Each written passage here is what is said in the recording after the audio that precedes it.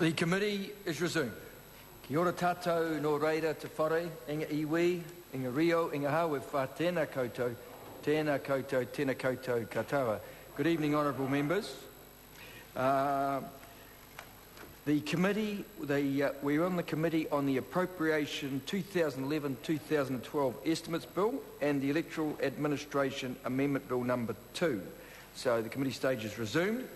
And before the dinner break, just before 6 o'clock, the committee was considering vote transport, and the Honourable Stephen Joyce had the call and has 21 seconds remaining if he so wishes. If not, I invite someone else to seek the call. Right.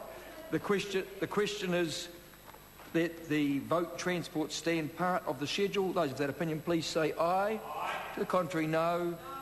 The ayes have it. The ayes have it. The question now is that vote courts stand part of the schedule. Those of that opinion will say aye. To the contrary, no. The ayes have it. The question now is that vote Pacific Island affairs stand part of the schedule. Those of that opinion, please say aye. To the contrary, no. The ayes have it. The ayes have it. The question now is that vote employment stand part of the schedule. Those of that opinion will say aye. Mr. Chairman.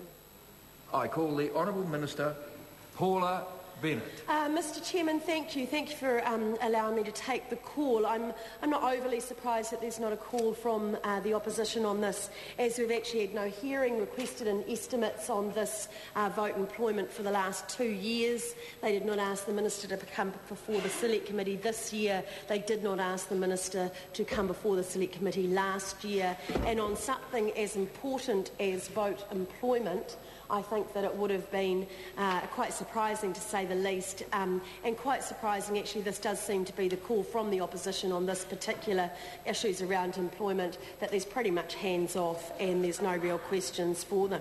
So instead of actually calling the Minister to account, as they could have done, that is the parliamentary process after all, instead of actually asking the Minister to front up to vote employment and in front of the Select Committee and answer some questions on employment, the opposition have been very silent, and there's really been no call from them to actually see this as an area of importance, and that's been very evident actually in their actions. It's not just all talk, it's actually very clear in their actions. And of course, no calls tonight, as I can see so far on this. So I'm hoping the opposition do actually have something to say on employment and might stand up and actually ask some questions, because I'm looking forward to that.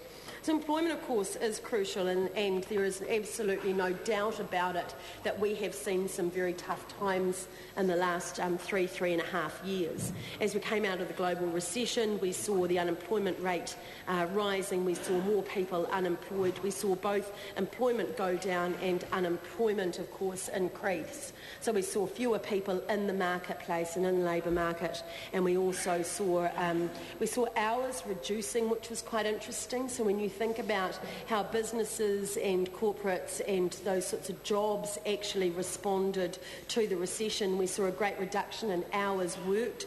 So we saw people actually being reduced down into a lot more part-time work, which was tough on people, particularly those that were struggling anyway and perhaps on minimum wage or close to then have their hours reduced was really tough on them. We saw us actually introducing in those early days the 4 days, so people could go to the 8-day fortnight and could actually reduce those hours, and there was some support for them from government. Actually, what we heard and what we saw was that was greatly received by businesses, because of what it did was give them options and let them see what could be done. And they actually didn't need the government to tell them to do it. They were actually responsive enough, had great enough relationships with their employees that they could get together and make arrangements amongst themselves and try and keep people in work wherever possible, which is certainly what this government thought would go and how we thought it would actually happen.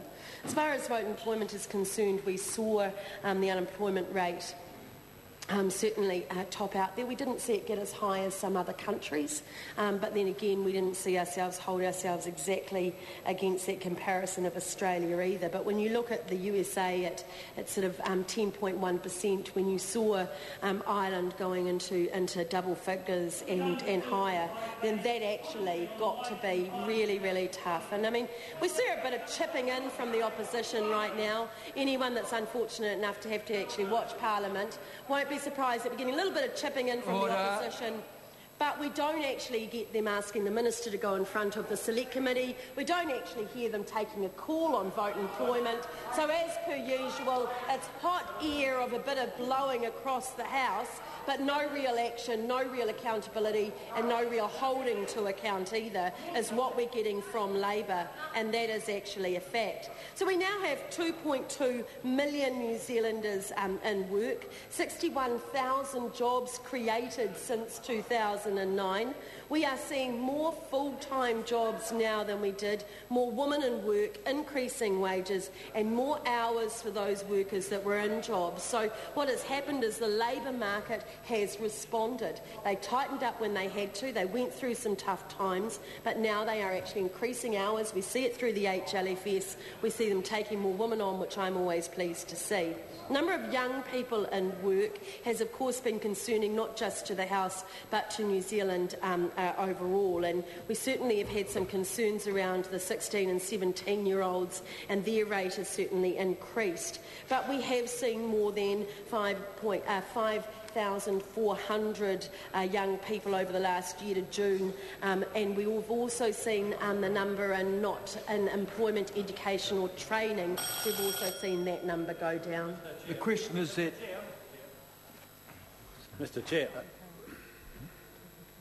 I call the Honourable Member Todd